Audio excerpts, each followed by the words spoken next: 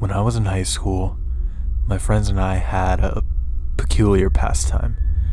Like any teenage delinquents, we liked to cause trouble. We weren't vandals, we didn't deal drugs, and we certainly didn't bully kids in school. No, we liked to scare the living shit out of new parents by hacking their baby monitors. We were insufferable little punks who thought we were too good to get caught, and that our little acts of mischief would go unpunished. One night, however, I learned my lesson and realized that I wasn't quite as bulletproof as my tremendous adolescent ego made me out to be. Dimitri, Kurt, and I went to the same school, shared many of the same classes, and hung out almost every evening after chow time. We watched prank shows, played video games, talked about who had the nicest rack in school. One evening, though, we were trading scary stories at the park. Kurt shared the classic story about the single mother who heard a haunting voice on her baby monitor. Like most horror stories, it sounded like total bullshit. But Dimitri told us it had happened to his mom once. On her own monitor, she heard a neighbor singing to her baby. Apparently, it was possible to accidentally tap into someone else's frequency. In an instant, a light bulb turned on in each one of our heads. When you're close enough to someone, you don't need words to know what that person is thinking. And we could all tell what we were thinking at the exact same time. We were going to buy a baby monitor and screw with people. Pardon the pun, but hacking a baby monitor is child's play. All you need to do is find a device on the same frequency as yours.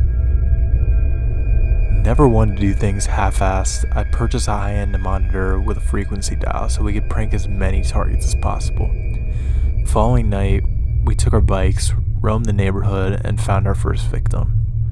We could see the nursery from the suburban home's second-floor window. Dimitri grabbed the baby monitor and began turning it to different frequencies until we heard breathing. I remember feeling excited as our plan finally came to fruition. Dimitri pressed the button and began exhaling heavily into the receiver. "Your little girl was delicious," he murmured, using a demonic voice. The lights in the master bedroom turned on almost immediately, and we heard a shrill scream. Laughing our asses off, we quickly rode off down the street so we wouldn't get caught.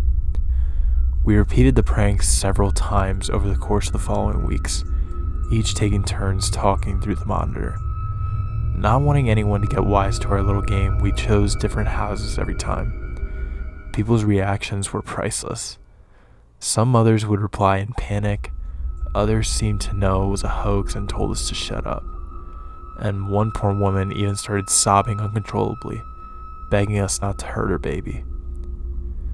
I feel bad about that last one now that I'm older, but it was hilarious to me back then. My friends and I mimicked her high-pitched bawling and desperate cries for mercy for weeks afterwards. Yeah, we were total dicks. Karma's a bitch though, and I got what was coming to me one night. Kurt and Dimitri were busy studying for their midterms, so I went out on my own. By then, we'd gotten pretty much everyone in the surrounding area, so I decided to venture off across town and into unfamiliar territory. Finding a target wasn't difficult. You just had to look for cars with baby seats, houses with overly colorful cartoon-themed curtains, or toys left in the yard. I came across a house that fit all three criteria, and parked my bike out of view. Playing with the tuner, I eventually found the right frequency. I could hear the sound of a baby snoring very lightly. A devious little smirk pushed its way onto my lips, and my heart began pounding with excitement. It was my time to shine. "I am watching," I whispered into the monitor using the creepiest voice I could muster. The house remained dark and lifeless. I figured the homeowners hadn't heard me. "I stand over your bed, watching, waiting. I will get you," I said louder this time. Nothing. Just the sounds of crickets chirping. and the occasional dull roar of a car driving down the street. It was odd. Parents usually reacted much quicker than that. I began feeling a little nervous and somewhat exposed. You know, like when you suddenly realize some creeper is gawking at you? It was getting late, and I had a long bike ride home. Just as I was about to give up and leave, I heard a strange, moist gurgling sound coming from the monitor. The quiet, rhythmic snores ceased, and I assumed the baby had woken up and was about to start crying. Instead, a man spoke to me. "You're the one being watched now, Juan," he said softly. My stomach churned at his words. How did he know my name? I felt sick. Something was very wrong, and I could feel it in my bones. I glanced up the nursery window and saw a silhouette standing there, watching me. Had he been there the whole time? The air was thick and difficult to inhale, though perhaps fear was making it hard to breathe. My body quivered uncontrollably, and a sense of dread poured into every inch of me. I climbed on my bike, pedaling desperately to get away. Part of me thought I was overreacting, but the overwhelming need to flee overpowered my rational mind. "You can't run.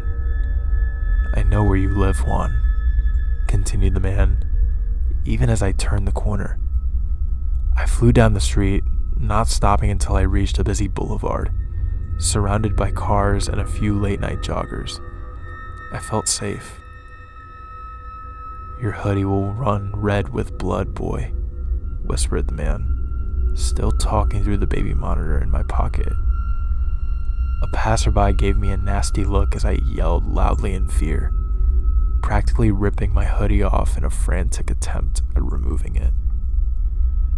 To the stranger, I must have looked like a snotty kid tripping balls or something. He didn't know I was in genuine distress, so I don't blame him for walking off with an insulted huff. Though, I wish he had offered me help instead. After stuffing the hoodie into my backpack, I noticed my name scrawled on the back. It was my fucking school jacket. No wonder that bastard knew my name. It then occurred to me that baby monitors were fairly short-ranged, so I was obviously being followed. I nervously looked around to try and identify my stalker. Was it the empty-looking van down the street? The guy walking his dog? The car that had just driven by? Either way, the last thing I wanted was to hear that voice again. So I turned off the device and started pedaling towards my home. Fear had heightened my senses. I began to notice every motion of the trees in the breeze, every crackle of twigs under my wheels, and every car that zipped past me. I flinched whenever anyone came near, paranoid that whoever had spoken to me through the baby monitor was going to catch up. Fortunately, I made it home without incident. I parked the bike in the garage and crawled up the stairs to my bedroom. In one careless motion, I tossed my backpack and the baby monitor in the corner of my room and dove under my sheets like an Olympic swimmer. It doesn't matter how old you are. Nothing feels safer than being under your blanket. I closed my eyes, hoping I'd be able to calm down enough to catch a few hours of rest before class. Then I heard static coming from the monitor across the room. The monitor that was supposed to be turned off. "Sweet dreams, Juan," said the voice that still haunts my nightmares. I didn't sleep a wink that night. I was too frightened to get out of bed until sunrise. When I got up, my first order of business was to remove the battery from the monitor and throw it in the trash. I didn't want anything to do with it anymore. I came up with an excuse to give my buddies so they wouldn't think I was a huge pussy. With massive bags under my eyes, I got dressed, had breakfast, and went to school.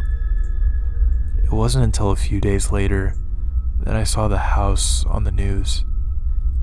In an interview, a police officer explained that the small family who had been living in the house had been found in their beds, necks slit open. I had been outside when it happened. The killer had heard me on the baby monitor and decided to fuck with me. It was a wake-up call, and I thank my lucky stars that I hadn't gotten the shit murdered out of me. I was too busy feeling thankful that I survived to feel bad about the family that hadn't. Empathy, like wisdom, comes with age. Now that I'm an adult with a wife and daughter, I truly understand the consequences of my actions and the severity of the situation I put myself in as a tremendously stupid teenage boy. That dreadful night, I thought I reached the epitome of fear, but it was just the tip of the iceberg. As a father, I now know that fear thrives and multiplies when there's something more precious than your life at stake. I can't say for sure whether the killer found me again after all these years, or whether a new breed of idiots had the same idea as my friends and I.